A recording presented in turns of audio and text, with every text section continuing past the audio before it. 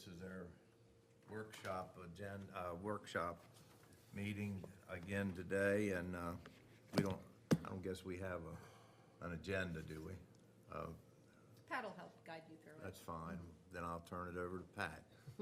Welcome to our some employees of ours, and Mr. Matthews, good to see you again. Okay, let's get started.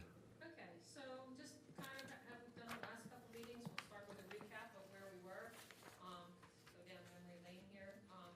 Last week we started, we were a little over $3 million in the hole to balance the budget. And then we took out about $1.5 million, a little over $1.5 million, and you can see the categories there. So now as we start today, we need to take about a little over $1.5 million out. So that's the goal of this workshop. So we had some opportunities that I think that you're kind of all familiar with. I sent them out on Friday, but I mean, we still have, we could reduce the public school funding. We still have some new positions in there. We have opportunities there. We have some vacant positions we're going to talk about. We're talking about some department restructuring. Oops. So anyway, I'm not sure if we're going to go through that whole list, but anyway, we had opportunities that totaled a little bit above $1.6 million. So we're going to walk through each one of those. Pat, what is the life packs, other funds are available? Does that mean there's grant funding available? Yes. So we have heard from a couple of departments, and so we heard from Parks and Rec. Unfortunately, the pool repairs for the plastering came in over, so that's the $20,000 increase we had to put into the budget. But then the life packs, the AEDs, and the batteries, other grant funds or other funding was available for those, not county funds, so we're taking those out. So, we had some options. Our departments went back into their operating budgets, and they found $171,000. That's in addition to the $271,000 that we had previously identified, so those can come out. Allocations, we have one allocation that's increasing by 97%. I didn't know if we wanted to relook at that. Again, there's an opportunity there maybe. And again, the rest of it really has to do with positions. So we'll go through those one at a time as we go through. But to take a look at the And at our last meeting, we talked about health benefits, yes. and I had forwarded I sent you an email earlier. We're going to look at several options for that when we get to that section. We looked at it, we cut it 3 or 4 different ways Okay. to see. What that is we were looking at a model for where we stabilized on a percentage basis, the employee and the employer contributions.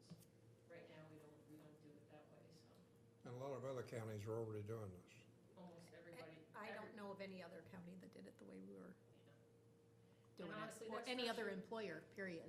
Yeah, and that structure's been in place probably for 30 years. I mean, it precedes me, so I'm not quite sure how it was developed.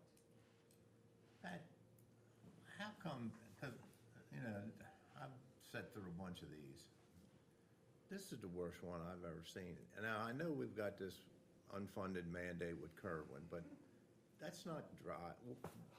Why is this so much different? I mean, where are we coming up so short? So I guess if we look at the overview and we look at the revenues and the expenses, we can see where the pockets are, and maybe that's the best thing to look at.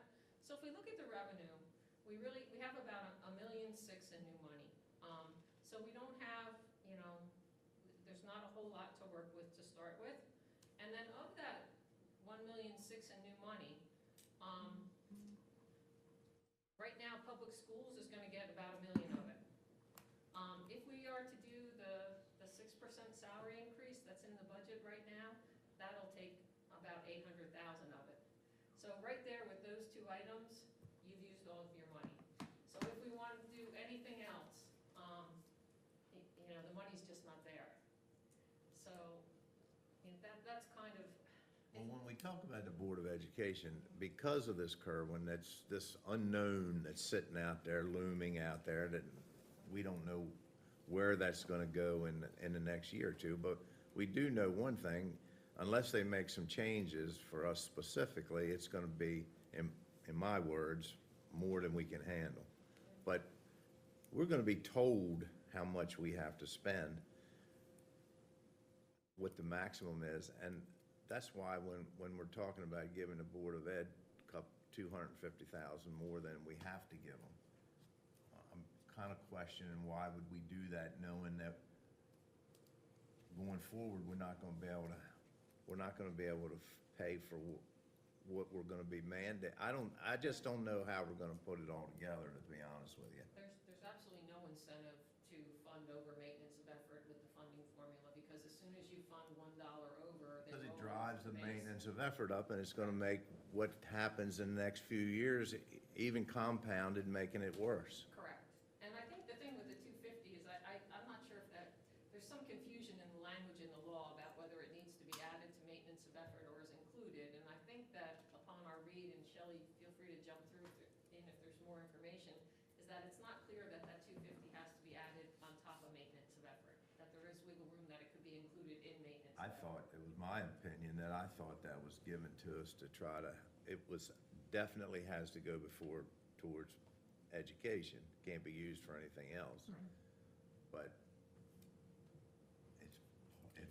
it's to help pay for maintenance of that. I mean, there's a law, they're telling us what we have to do. We don't have an option. So why would we go higher now, knowing that this thing is getting ready to take off and we're not gonna be able to pay for what they're even gonna tell us we have to do? When the 250 We're making it was added- worse. You're correct. I mean, anything that you fund above maintenance of effort will add into the base and will compound the increase going forward. But do you have any more Well, news on the 250? No, I don't really have any more news, other than to say that when the legislature decided on $250,000 for Kent County, that was before we even knew what maintenance of effort was. So it was now saying whether or not it could be included in MOE or it has to be in addition to MOE. They didn't even consider that alternative, that question, when they added that to the Kent County funding. And when you the read these other articles about all these other counties, it's almost deja vu. I mean, it's like reading your own problems. Everybody's having the same issue. But the other problem is we have yet to see a maintenance of effort calculation. The state has still not released those formulas, so we can't really see if that 250 is in or out, because they still haven't released the formulas, which, I mean, we're one of the last counties to strike our budget. A lot of our surrounding jurisdictions have, struck budgets based on those preliminary numbers, which is, I can't ever remember that happening before either. But don't you think it was the legislative intent for the 250 to be above maintenance of effort? Not much. Nobody I thought- really, I think that was probably their intent. I'm not sure that they even considered that, Well, because they knew that our enrollment was declining, so the assumption would be that maintenance of effort would also be lower than what we paid last year. The fact that it came in 700 or so above what we paid last year, I think surprised everybody. I mean, that 250,000 is not gonna help us going forward in these years to come. Now, obviously, we could do it this year. I mean, we could make it happen somehow, but, I have a question about what the previous board did as far as lowering our property tax by 1 cent. Correct. What year did that take place? last year. Last year? I think it was 2 I years think ago. it was 2 years ago. Was it? I'll find out. Well, Yeah. give me a minute. I mean, if we were to put that back in place, it's about 333,000 that we Correct. would have in additional revenue. Not that I'm looking forward to raising any property taxes, but to me, I believe I remember you saying that you were against that. I said I thought it was ridiculous because I knew we were gonna be in we were gonna have issues like this, but, And I'm not so sure that we shouldn't consider maybe putting that back in place. It's a very, very minimal, 333,000 roughly. but it might help us balance this budget. We're down to the last $1.5 million. Yeah. Yeah. I mean, I think, to me, employee pay raises should be kept on the table for now. The property tax potential increase of the 1 cent should be kept on the table for now, and just see where we end up at the end of the day. that's fine, Well, Okay. may. I mean, to me, those are important functions of what we do here, Absolutely. and county employees deserve to be taken care of.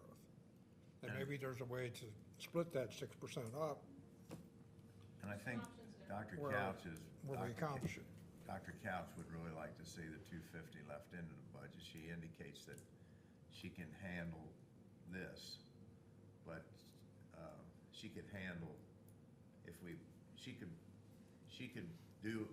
work if we put the 250 in there, but if we take the 250 out, that's when she says, at least I understood her to say, that's gonna cause real heartburn. That's, And I guess the only question would be is could they take 250 more out of fund balance? yeah, because, and that's something too, they're sitting on $2.5 million that, But they've already agreed to take, they've agreed to use part of it. use part, and, correct. Yeah, They're projecting to use about 1.1 of that in FY '23 budget. That still leaves them with considerably, yeah, and I believe in their current budget, there's already, how much, do you remember how I much? thought it was 700, she said she was You're right, comfortable you're right, using. I think so too. But, yeah, so I mean, they're struggling with the same hard choices you are. I mean, it's, you know. So, so if you look at the expense side of it, you can see where the dollars are going up and the dollars are. well, listen, just for conversation's sake, like John said, let's put the 1 cent back in, that tax for now, and maybe it What does might that- be 1 or 2 more, I don't know. That gives us $330,000 off of that $1.6 million, if in fact we decide to do that. Correct. So we'll leave the 250 in too, for the school board, and then we'll see where we end So up. we Leave start the running two- the tally as we go through it, and we'll Yep. see how far we get down. So with those two assumptions, that gives you about 1.2 million that needs to be cut. So you're leaving the 250 in? I think we Yes. need. For right I- now. Okay. I think we need to talk about these current positions that we have to deal with, because I think that's gonna cut a large amount of money probably if we decide to do that. I really don't think we have any choice.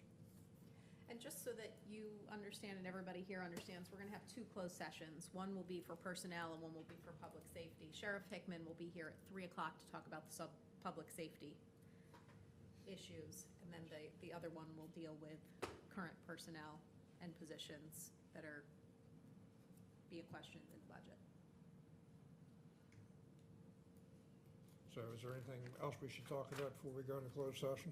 No, I think a large chunk of what we have to address is in the closed session, so it'd be good to start there. So we have our new director here from the Office of Emergency Services.